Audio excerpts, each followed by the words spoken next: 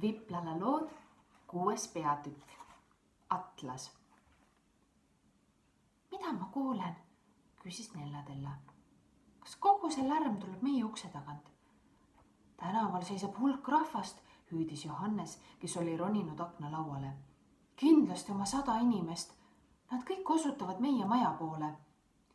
Nüüd olid nad juba nädal otsa päkapikud olnud, nii härra Plomm, Johannes kui Nellatella. Samuti ka Viplala, aga tema polnud iial suurem olnudki. Nad olid tillukesed päkapikud oma suures majas. Neil polnud sugugi halb elu, üksnes pisut üksildane, sest välja arvatud koristaja polnud nad kogu selle aja jooksul kellegagi sõnakestki vahetanud. Oih, ma näen proua Tingemansi meest. Ta on niisiis ikkagi välja rääkinud, et meid võluti pisikeseks. Nüüd korraga tulevad inimesed vaatama. Ma näen ka linnapead ja politseiniku. Oi, isa, mulle tuleb hirm peale. Poeme parem peitu, rääkis Nellatella. Poeme kohe kuhugi peitu. Nad ei tule ju ometi sisse. Siiski, kuula ainult, nad tulevad sisse kõik koos. Nad ongi juba sees. Õudne oli kuulata, kuidas kõik need inimesed koridoris pominal rääkides järjest lähemale tulid ja võisid iga hetk toaukse avada. Kuhu me ennast peidame? Kuhu? Nad leiavad meid muidugi üles, kuhu me ka ei põeks. Loomulikult vaatavad nad igasse kappi, iga mööblitüki alla, igasse nurka ja mulku. Oi, isa! Nellatella jooksis ärevalt ringi, samal ajal kui härra Plomm ja Johannes hirmukangestuses paigal seisid. Ma tinistan nad kõik ära ja muudan kiviks, lubas Viplala ning astus nende ette käed rusikas. Ei maksa, Viplala, ei maksa, manitses härra Plomm. Mul on hea idee. Ta ronis läbi serveerimisluugi kööki ning teised järgnesid talle. Tema kannul ronisid nad ka lahtisest köögiaknast välja. Ja nüüd mets viinapuusse, sosistas ta. Teised järgnesid talle mets viinapuusse. Nad istusid seal laiade lehtede vahel varjul ning kuulasid paljude inimhäälte kõminat korteris. Vale, kuulsid nad kedagi hüüdvat. Päkapikke pole olemas. Minu naine nägi neid oma silmaga, kuulsid nad härra Tingemansi kinnitavat. Ja ma leian nad üles, kui mul kui ka terve maja tuleks pea peale pöörata. Johannes ja Nellatella värisesid. Nad olid korraga nii kohutavalt hirmul inimeste ees, nende igavesti suurte inimeste ees, kuna nad ise olid nüüd nii kohutavalt tillukesed. Siit ei leia nad meid kunagi, väitis härra Plomm. Aga küll on alatu mehike, et ta niisama otse meie majja sisse tungib. Appi, kiljatas Nellatella. Appi! Tasaometi laps, mis sul on? Ämblik, lõõtsutas Nellatella. Koera suurune ämblik! Hiigelämblik kükitas otse nende kõrval viinapuulehtede varrel.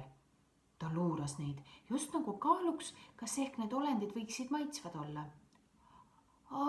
Ta ei tee midagi, väitis Johannes väriseva häälega. Nüüd ei tee ta igal juhul enam midagi, lubas Viplala. Vaadake! Nad vaatasid tähelepanelikult. Ämblik oli kiviks muutunud. Viplala tinistas ta ära. Nellatella ja Johannes naersid selle üle hirmsasti. Vaene ämblik, tähendas Johannes. Viplala, kui me jälle suured oleme, pead ta tagasi tinistama. Kui me jälle suured oleme, ohkas härra Plomm. Kas meist enam saavadki harilikud inimesed? Kallis Viplala, kas sa tõesti ikka veel ei tea, kuidas on selle asja nimi, mis meid jälle harilikeks inimesteks muudab? Ma juurdlen kogu aeg selle kallal, vastas Viplala. Aga see ei taha mulle meelde tulla. Ta vaatas nende poole üsna süüdastlikult. Korraga ütles ta midagi hoopis võõras keeles. Mingis täiesti tundmatus keeles. See oli nii, nagu kudrutaks ta tuvikombel. Viplala, mis sa ütlesid? Küsis Nellatella. Ent samas ta taipas, et Viplala ei räägi nendega. Ta rääkis kellegi teisega. Nellatella kummardus viinapuulehtede vahelt ettepoole, et vaadata, kellega ta kõneleb. See oli tuvi. Suur ja paks, emalikult lahke olekuga tuvi. Viplala oskab tuvide keelt, ütles Nellatella. Jah, seda ma kuulen, vastas Johannes. Tuvi on nõus meid kaasa võtma, ütles Viplala kiiresti. Kas tahate? Kuhu siis? Küsis härra Plomm. Igale poole, kuhu aga ise tahame, vastas Viplala. Laseme käia, hüüdis Johannes. Sõit tuvi seljas, vahva! Siia ei saa me igatahes jääda, arvas härra Plomm. Me ei tohi oma majja jalgagi tõsta, kuni me ikka alles nii pisikesed oleme. Viplala vestes endiselt tuviga.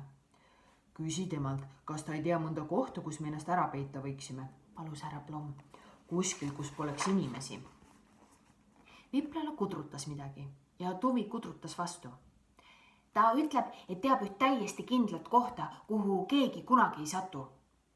Siis muudkui edasi. Kas inimesed on ikka meie korteris? Nad kuulatasid ning kuulsid võõraid majas kolistamas. Seal keerati kõik kummuli.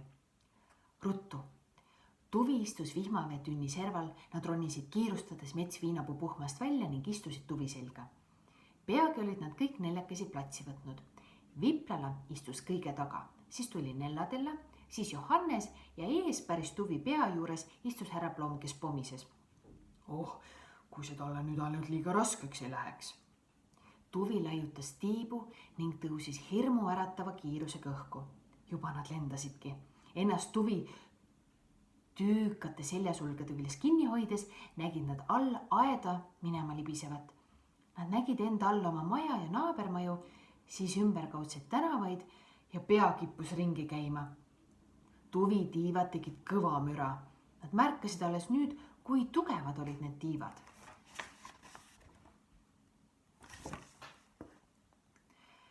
Küll sõbrad alles teeksid silmad, kui nad mind praegu näha saaksid, mõtles Johannes. Ta muigas. Kuhu me sõidame? Hüüdis härra Plomm. Kuhu ta meid viib? Seda ma ei tea, vastas Viplala. Kesklinna poole, karjus Johannes. Vaadake! Nüüd lendasid nad üle riigimuuseumist. Nad nägid kanaleid ja nende alla jäävad Kalverstraati tänav. Me lendame Taami väljaku poole, hüüdis Nellatella. See elukas viib meid Taami väljakule. Taevas hoidku, ta pidi ju viima meid kuhugi, kus pole inimesi. Tuvi lendas tõepoolest Taami väljaku poole, kuid ta lendas üsna kõrgelt. Tuvi tegi tiiru ümber mälestussamba, lendas natuke maad piki Neuvendiki tänavat. Ta keeras lossi taha ning laskus alla, otse lossi peale, tagaküljel olevale väikesele lamedale kiviplatvormile, mingile väljaastele. Ta ütles, et me oleme kohal, sõnas Viplala. Tõesti, küsis härra Plomm. Siinsamas, lossi katusel. Mis see tähendab? Nad ronisid tuvi seljast maha ja seisid nõutult. Küsi, kas ta meid kuhugi teise kohta ei saaks viia, palus härra Plomm. Mul hakkab siin pea ringi käima, pean istuma. Ta ütleb, et siin on hästi kindel koht, seletas Viplala pärast seda, kui oli tuviga rääkinud. Taevake, nüüd lendab ta minema, hüüdis Nellatella. Tuvi lendab ju minema. Tal on veel palju tegemist, ütles Viplala. Tal on hirmus kiire munade ja poegade ja igasuguste muude asjadega. Aga mis me siin peale hakkame? Täpselt lossi katusel, ümberringi ainult kivid. Vaadake, me seisame otsa Atlase kõrval. Kas see ongi Atlas, küsis Johannes ning osutas suurele kivikujule nende kõrval. See oli mees suur pall kukil. See ongi Atlas, kinnitas isa. Atlas oli Vana-Kreeka vägilane. Ta kandis tervet maakera õlgadel, kogu maailma. Näed, see ongi maakera. Ütles Nellatella. Kas ta seisab siin juba kaua? 100, vastas härra Plomm. Viplala, mis sa seal teha tahad? Viplala liigutas oma käekesi. Sa ei taha teda ometi kiviks muuta. Ta ju on juba kivist, hüüdis Johannes. Ta teeb vastupidi, Atlase elavaks, sosistas Nellatella. Nende suureks jahmatuseks liigutas kivist Atlas end. Ta ohkas sügavalt ja võttis suure maakera pea kohale otse, kui tahaks selle alla virutada. Siis puhkes ta naerma ning asetas kera oma paljaste jalgade juurde. Kas teie oletegi inimesed? Mis? Küsis ta. Ma näen teiesuguseid alatasa, kui alla vaatan. Seal kihab nendest. Ta osutas allapoole. Voorburgvali tänavale, mida mööda roomasid autod ning trammid ning kus asfaldil liikusid sajad tillukesed kogud. Härra Plomm vahtis jahmunult hiiglaslikku Atlast, kes nendega nii lahedast juttu oli teinud, nagu poleks ta kunagi kivist olnudki. Kujutaks vaid ette, kui kõik inimesed seal all nüüd korraga üles vaataksid, mõtles ta. Küll nad alles ehmataksid, kui näeksid, et Atlas on oma maakera kukilt maha pannud. Kuid keegi ei paistnud ülespoole vaatavat. Igaüks seal all kiirustas, inimesed tõttasid pikki Voorburgvali tänavat. Palun, härra Atlas, alustas Johannes. Kas te võiksite meile öelda, kuidas me siit lossi sisse pääseme? Ma tahaksin väga sinna sisse pääseda. Sisse, kordas Atlas. Kas teate, ma seisan siin juba aastasadu ja pole kordagi sisse saanud.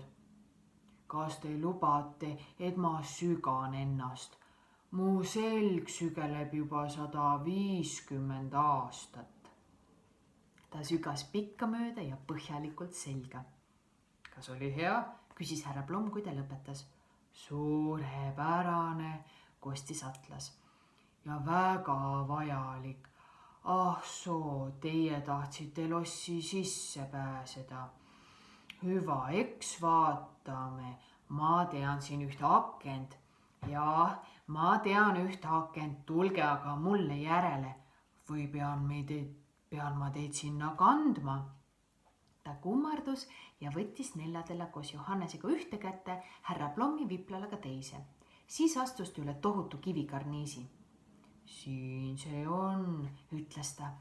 Näete, siin on paokil aken. Kas tõstan teid sealt sisse?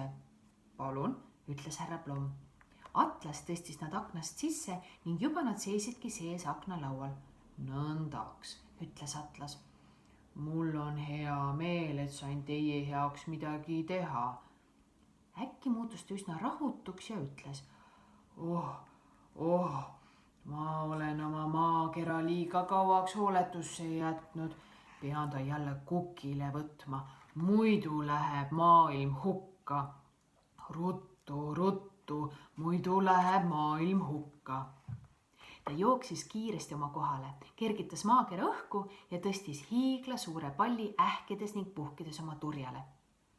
Viplala, muudad õige jälle kiviks, ütles härra Plomm. Ruttu, siis ei tunne ta nii koledat raskust. Viplala tegigi seda. Paari hetke pärast seisis Atlas liikumatult.